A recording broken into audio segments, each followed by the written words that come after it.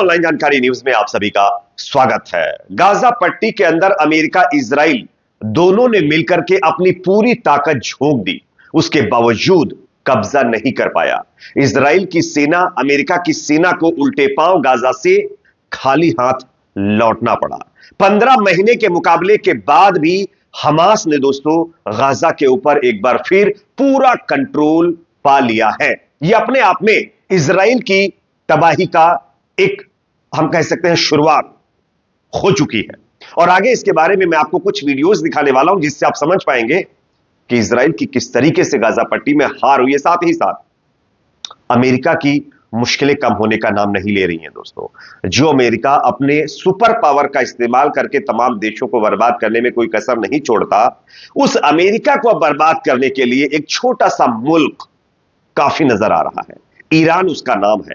किस तरीके से मैं आगे आपको दिखाऊंगा किस तरीके से अमेरिका के कई मिलियन डॉलर के एक और जहाज को ईरान के नौसेना वालों ने जब्त कर लिया है और बाकायदा उसको अपने कब्जे में लिया है। आगे इसका वीडियो दिखाऊंगा। साथ ही साथ दोस्तों, जिस गाजा को इजराइल और अमेरिका ने मिलकर पूरी तरीके से तबाह बर्बाद कर दिया था, उस गाजा को बनाने के लिए कई देशों की तरफ से बड़े ऐलान हो चुके हैं।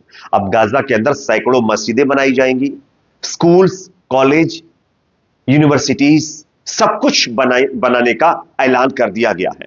किस किस देश ने इस पर ऐलान किया है, इसकी जानकारी भी आगे हम आपको देंगे। साथ ही साथ दोस्तों, आप सब जानते हैं कि अमेरिका जिस तरीके से देशों के ऊपर जुल्म करता है, उसी तरीके से इजराइल अपने से कमजोर लोगों के ऊपर जुल्म करता है। एक तस्वीर वायरल हुई है जो मैं आपको आगे दिखाने वाला हूं और मैं दिखा भी रहा हूं। आप स्क्रीन पर देखिए तस्वीर।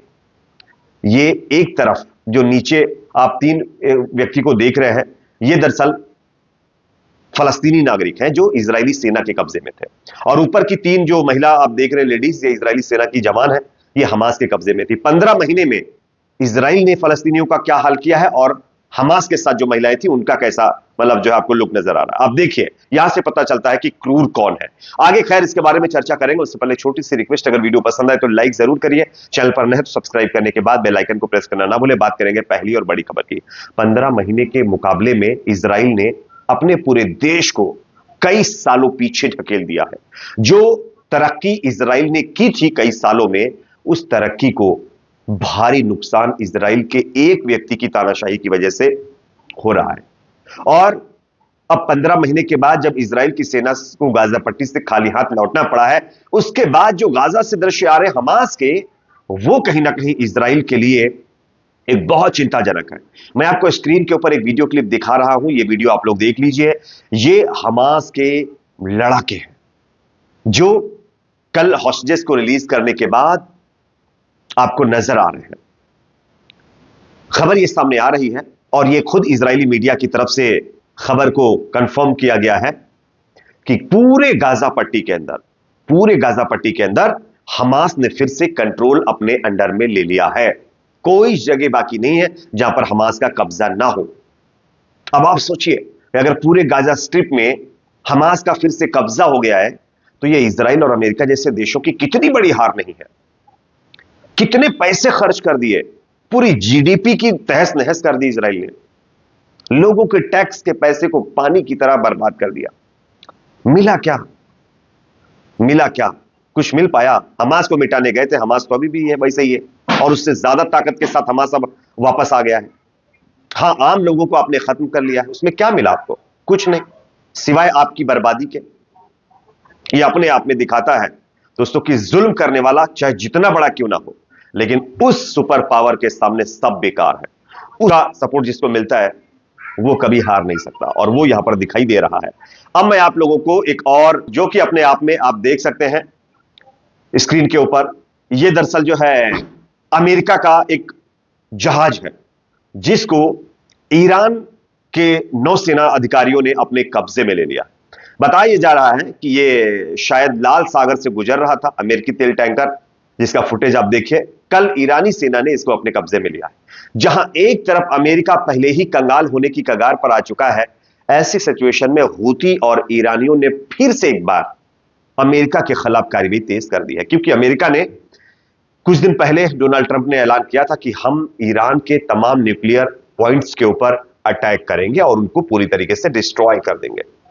और उसी का रिएक्शन अब ईरान की तरफ से देखने को मिल रहा है। आप देख सकते हैं ईरान की नौसेना एक्टिव हो चुकी है और वो अब लाल सागर के साथ साथ जहां जहां पर ईरान के साथ जो है समुद्र का तट लगता है, वहां वहां अमेरिकी जो जहाज तेलों के जा रहे हैं उनको अब रोकने का काम शुरू किया जा चुका है। ये अमेरिका की दूसरी तबाही की शुरुआत लोगों की तरफ से कहा जा रहा है। अब बात करते हैं दोस्तों गाजा पट्टी में जो बर्बादी हुई है उसको लेकर के जो अनाउंसमेंट किए गए तमाम देशों की तरफ से उसकी आप सब जानते होंगे। पहले यूएई की तरफ से ऐलान किया गया है कि गाजा पट्टी को फिर से रिबिल्ड करने के लिए यूएई काफी मदद करने के लिए तैयार है और वो मदद करेगा। उसके बाद अब मलेशिया का एक बड़ा ऐलान सामने आया है। मलेशिया ने गाजा में स्कूल, अस्पताल, मस्जिद बनाने की घोषणा की है। अगर मैं मस्जिदों की बात करूं तो इसका नंबर 100+ बताया गया है, यानी 100 से ज्यादा मस्जिदें मलेशिया जो है वो गाजा पट्टी के अंदर बनाने जा रहा है। यह अपने आप में कहीं ना कहीं एक बहुत बड़ी खबर है और बहुत बड़ा ऐलान है। गाजा पट्टी को इजराइल ने यह सोचकर पूरी तरीके से नष्ट किया है कि शायद वहां पर दोबारा कोई पनप नहीं पाएगा, लेकिन कहते हैं ना मारने वाले से बचाने वाला बड़ा होता है, और आज वो होता हुआ नजर आ रहा है। आपकी लाख कोशिशों के बावजूद गाजा पट्टी के लोग इतनी सारी दिक्कतों के बाद सरवाइव कर रहे हैं और वो बाकायदा उस खुशी का भी इजहार कर रहे हैं कि गाजा पट्टी में इजराइल की सेना अमेरिका की ताकत के साथ भी मुकाबला नहीं जीत पाई है। अब बात करते हैं एक और बड़ी खबर की जो कि सामने आ रही है। स्टार्टिंग में मैंने आपको एक तस्वीर दिखाई थी। दुनिया में एक चीज लगातार कही जा रही है कि हमास ने गलत कर दिया, हमास ने इजराइल के साथ गलत किया। चलिए मान लेते हैं 1% भी हमास ने गलत किया, तो क्या इजराइल ने जो किया वो अच्छा किया है? हमास ने 7 अक्टूबर के पहले जो हमले नहीं किए, 7 अक्टूबर वाले दिन हमला किया, उससे पहले इजराइल ने क्या कुछ नहीं किया गाजा पट्टी के अंदर? फलस्तीन के अंदर लोगों को खुली कैद में रखकर बैठा हुआ है इजराइल, उन्हीं की जमीन पर कब्जा करके। और अब जब दुनिया ये बता रही है कि हमास ने गलत किया इजराइल के साथ, तो ये तस्वीर आपको देखनी चाहिए। एक तरफ फलस्तीनी नागरिक जिनको इजराइल की सेना अपने कब्जे में लेकर के काफी महीने तक रखी, एक तरफ इजराइल के हॉस्टेजेस जो हमास के कब्जे में थे। दोनों के आप चेहरों से, उनके बॉडीज से देख सकते हैं कि कहां पर अच्छी तरीके से उनको रखा गया है। अब यह तस्वीर बयां यह करती है कि क्रूर कौन है, अत्याचारी कौन है, लोगों के ऊपर जुल्म कौन करता है। देखिए 15 महीने हमास के पास रही, हमास को बड़ा क्रूर माना जाता है ना, कहा जाता है। हमास के पास इजरायली हॉस्टेजेस से देख लीजिए, उनकी उससे भी बेटर स्थिति में वो नजर आ रहे हैं। और जो फलस्तीनी नागरिक थे इजरायली जेलों में, उनके साथ देखिए क्या सलूक किया गया, उनकी हालत क्या है। ये दिखाता है कि कौन कैसा है। खैर, इस पर आपकी राय कमेंट सेक्शन में रखिए। वीडियो पसंद है तो लाइक करिए, शेयर करिए, चैनल पर नए तो सब्सक्राइब जरूर करें।